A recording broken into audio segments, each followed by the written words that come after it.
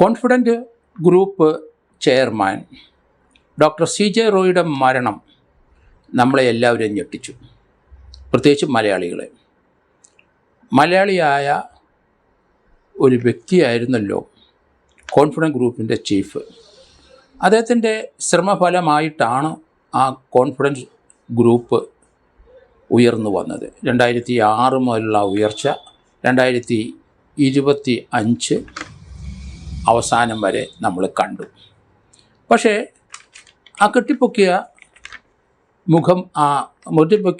സാമ്പത്തികമായ ആ ഉയർച്ച ഒരു ആർഭാടത്തിൻ്റെ മുഖമുദ്രയായിരുന്നു എന്ന് പറയേണ്ടി വരും. കഷ്ടപ്പെട്ട് പണം ഉണ്ടാക്കുന്ന ആരും ഈ രീതിയിലുള്ള ഒരു ആർഭാട ജീവിതം നയിക്കില്ല. വല്ലവരുടെ പൈസയുടെ പുറത്താണെങ്കിലും ശരി, ഒരു ആർഭാട ജീവിതം നയിക്കില്ല. വലിയ കടബാധ്യതയിലേക്കാണ് കോൺഫിഡൻസ് ഗ്രൂപ്പ് ചെന്നുപെട്ടത്.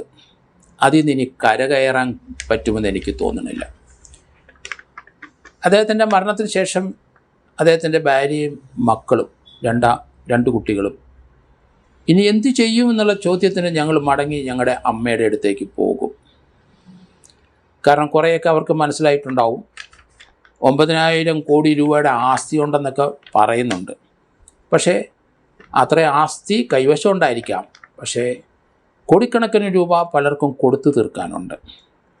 ദുബായിൽ വലിയ കടമുണ്ടായിരുന്നു എന്നാണ് പറയുന്നത്. അതുപോലെ തന്നെ അദ്ദേഹത്തിൻ്റെ 2006 മുതലുള്ള ജീവിത രീതി നോക്കിക്കഴിഞ്ഞാൽ വളരെയധികം ആർഭാടത്തിൽ ജീവിക്കുന്ന ആളാണ്. ഈ മരണ സമയത്ത് അദ്ദേഹത്തിന് ഒപ്പം 15 സെക്യൂരിറ്റിക്കാരാണ് നീങ്ങുന്നത്. അദ്ദേഹത്തിൻ്റെ മരണത്തിൽ അദ്ദേഹം അക്രമമോ മറ്റു രീതിയിലുള്ള എന്തെങ്കിലും ഭയപ്പെട്ടിരുന്നു. 15ഓളം സെക്യൂരിറ്റി ജീവനക്കാരുമായിട്ടാണ് അദ്ദേഹം നീങ്ങുന്നത്. അദ്ദേഹം ബാംഗ്ലൂർ ഒരു പ്രത്യേക ഹോട്ടലിൽ വന്നാണ് മുറിയെടുക്കുക. ഒരു ഫ്ലോർ മുഴുവൻ ബുക്ക് ചെയ്യും. അദ്ദേഹം സ്ഥിരമായിട്ട് വരുന്നതായതുകൊണ്ട് അദ്ദേഹത്തിന് വേണ്ടി പ്രത്യേക ഒരു ലിഫ്റ്റും ഉണ്ട് അവിടെ. സാധാരണ ലിഫ്റ്റിൽ അദ്ദേഹത്തിന് കയറാൻ ഒക്കില്ല. അതിനൊരു പ്രത്യേക ലിഫ്റ്റുണ്ട്. ഒരു ഫ്ലോറിലെ മുഴുവൻ മുറികളും അദ്ദേഹം വാടകയ്ക്കെടുത്ത് അതിലൊരു മുറിയിലാണ് താമസിക്കുന്നത്. 15ഓളം സെക്യൂരിറ്റിക്കാർ അതിൻ്റെ താഴത്തെ ഫ്ലോറിലുണ്ടാവും. എന്തിനാണ് അദ്ദേഹം ഭയപ്പെടുന്നത് എന്ന് മനസ്സിലാകുന്നില്ല. അദ്ദേഹം സാമ്പത്തിക ഭാരത്തിൽ അദ്ദേഹം ജീവൻ വെടിയുമെന്ന് എനിക്ക് തോന്നുന്നില്ല. ഇത് ഭയമായിരുന്നു. എന്തായിരുന്നു ഭയപ്പെട്ടത്? അതിലേക്കാണ് പോലീസ് വരേണ്ടത്. കർണാടക CID ഡിപ്പാർട്ട്മെൻറ്റ് അന്വേഷണം ഏറ്റെടുത്ത വിവരം നമുക്കറിയാം.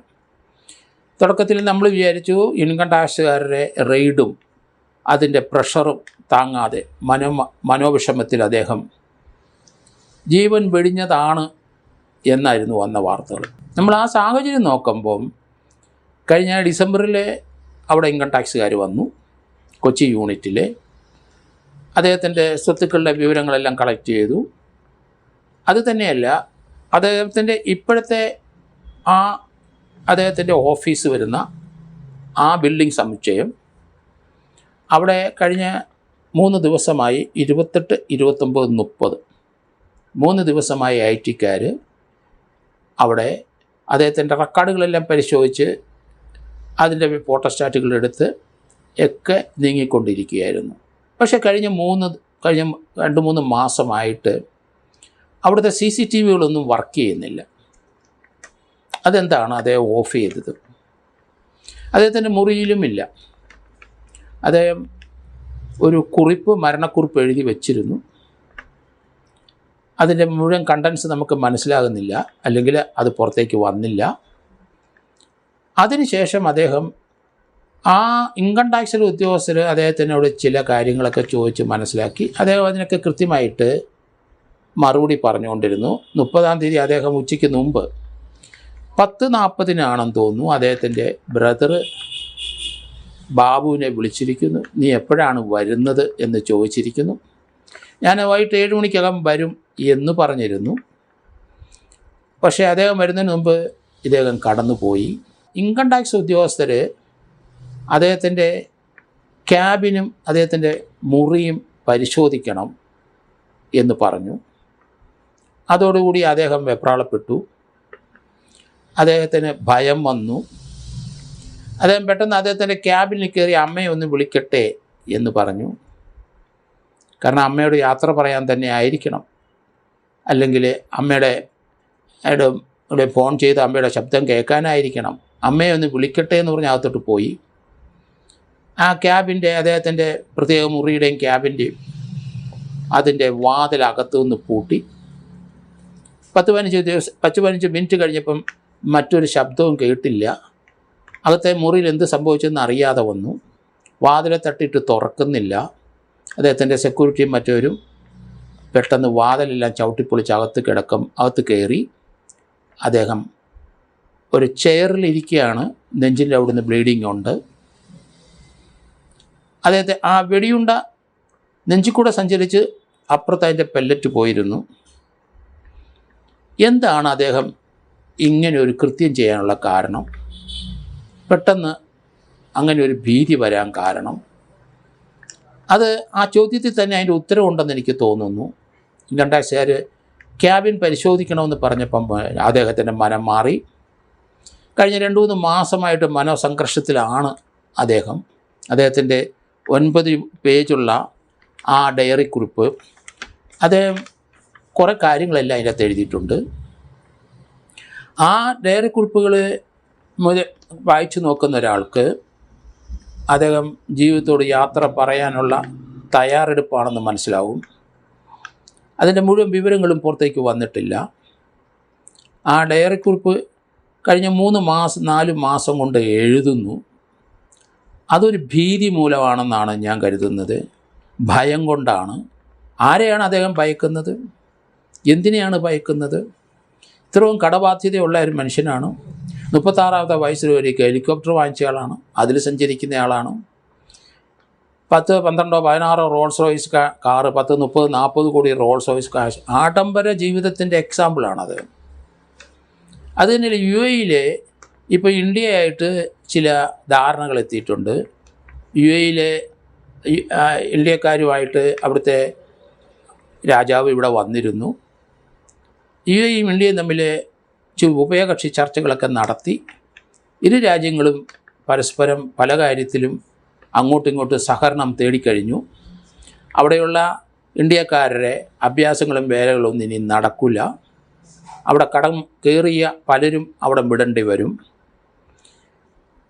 ഡോക്ടർ CJ റോയി, അദ്ദേഹം അങ്ങോട്ട് പോകാനുള്ള സാധ്യത വളരെ കുറവായിരുന്നു. കാരണം ഇന്ത്യയും UAE-യും തമ്മിലുള്ള ആ ധാരണയുടെ അടിസ്ഥാനത്തിൽ ഇനി അങ്ങോട്ട് പോകാൻ കഴിയില്ല, പോയാൽ ജയിൽവാസമായിരിക്കും എന്നും പറയുന്നുണ്ട്. എന്താണ് അദ്ദേഹം ജീവൻ വെടിയാൻ കാരണം? എൻ്റെ കാഴ്ചപ്പാടിൽ ഭയമായിരുന്നു. ആരെയാണ് ഭയക്കുന്നത്? അദ്ദേഹത്തിന് പണത്തിൻ്റെ ഒഴുക്ക് ധാരാളം ഉണ്ടായിരുന്നു. അദ്ദേഹം സീറോ ഡെപ്റ്റ് എന്ന് പറയുന്നത് ഒരു കാലത്ത് നമുക്ക് വിശ്വസിക്കാൻ പറ്റില്ല. ഒരു പൈസ ഇല്ലാത്ത ഒരാൾക്ക് കോടീശ്വരനാകാൻ കഴിയില്ല. സീറോ ഡെപ്റ്റ് എന്നുള്ള അദ്ദേഹത്തിൻ്റെ ഒരു എല്ലാ ആൾക്കാരും അദ്ദേഹത്തിന് ബിസിനസ് മുന്നോട്ട് കൊണ്ടുപോകാൻ വേണ്ടി ഉണ്ടാക്കിയ ഒരു സംഗതിയാണ് സീറോ ഡെപ്റ്റ്. കാരണം അത് ചാനലുകാരും പത്രക്കാരും സൃഷ്ടിച്ചെടുത്ത ഒരു സംഗതിയാണ്. കടവില്ലാത്ത മനുഷ്യൻ. പരസ്യങ്ങൾ അതുപോലെ പത്രങ്ങളിൽ വരുന്നുണ്ടോ, കോൺഫിഡൻസ് ഗ്രൂപ്പിൻ്റെ ചാനലുകൾ അതുപോലെ വരുന്നുണ്ട്. അവിടെയുള്ളവർക്കെല്ലാം പല സംഭാവനകൾ കൊടുക്കുന്നുണ്ട്. ഇഷ്ടംപോലെ പണം വാരിക്കോരി ചിലവാക്കുകയാണ്. കഷ്ടപ്പെട്ടവരാരും അങ്ങനെ ചെയ്യില്ല. ടാറ്റായും ബിർളയാണോ എല്ലാത്തിനും കണക്കുണ്ട് അവർക്ക്. എത്രയോ കോടീശ്വരന്മാരാണ് അവരൊക്കെ. പക്ഷേ അന്നന്ന് കണക്കെഴുതി പോവും. അവരുടെ ബുക്കിനകത്തും അവർ ചിലവാക്കുന്ന പൈസയ്ക്ക് കണക്കുണ്ട്. ലോകത്തിലെ കോടീശ്വരന്മാരെല്ലാം അങ്ങനെയാണ്. ഇവിടെ ആർഭാട ജീവിതത്തിൻ്റെ മുഖമുദ്രയായ ഇദ്ദേഹം എത്രയായിരം കോടികളാണ് ചെലവഴിച്ചത്. ആരുടെ പണം? എവിടുന്ന് വരുന്നു ആ പണം? എനിക്ക് വലിയ സന്ദേഹമുണ്ട് ആ കാര്യത്തിൽ. അദ്ദേഹത്തിൻ്റെ മുറിയിലെ ക്യാബിൻ, ആ ക്യാബിൻ്റെ അകത്തുള്ള അദ്ദേഹത്തിൻ്റെ അവിടെ മുഴുവൻ പരിശോധിക്കണം എന്ന് പറഞ്ഞ ഉടനെ അദ്ദേഹം ജീവൻ വെടിയുകയായിരുന്നു. ആ പരിശോധന നടന്നാൽ എന്തായിരിക്കും വെളിയിൽ വരുന്നത്? കാരണം അത് CID, അവിടുത്തെ കർണാടക CID-യും IT-ക്കാരും ഒന്നിച്ച് ആ മുറി പരിശോധിക്കണമെന്ന് ഞാൻ പറയുന്നത്. എന്തായിരുന്നു അദ്ദേഹത്തിനെ ഭീതിപ്പെടുത്തിക്കൊണ്ടിരുന്നത്? ഭയമായിരുന്നു, ഭീതിയായിരുന്നു. അതിൻ്റെ അവസാനമാണ് മരണത്തെ പുൽകിയത്. അതെന്തായിരുന്നു എന്ന് അറിയണമെന്നുണ്ടെങ്കിൽ ആ അദ്ദേഹത്തിൻ്റെ ക്യാബിൻ്റെ അകത്തുള്ള അവിടെയുള്ള അദ്ദേഹം സൂക്ഷിച്ചിരിക്കുന്ന വലിയ ഇരുമ്പിൻ്റെ പെട്ടികളോ അല്ലെങ്കിൽ ഷെൽഫുകളോ വലിയ അലമാരകളോ ഒക്കെ ഉണ്ടാവാം എന്ന് ഞാൻ കരുതുന്നു. അതിനകത്ത് എന്താണ് ഇരിക്കുന്നത്? എനിക്ക് ബലമായൊരു സംശയമുണ്ട്. അതിനകത്ത് 2000-ൻ്റെ നോട്ട് കെട്ടുകളാണോ ഇല്ലയോ എന്ന് ഒരു സംശയമുണ്ട്. അതായിരിക്കണം അദ്ദേഹത്തിൻ്റെ മരണത്തിലേക്ക് നയിച്ച കാരണം എന്നാണ് എനിക്ക് തോന്നുന്നത്.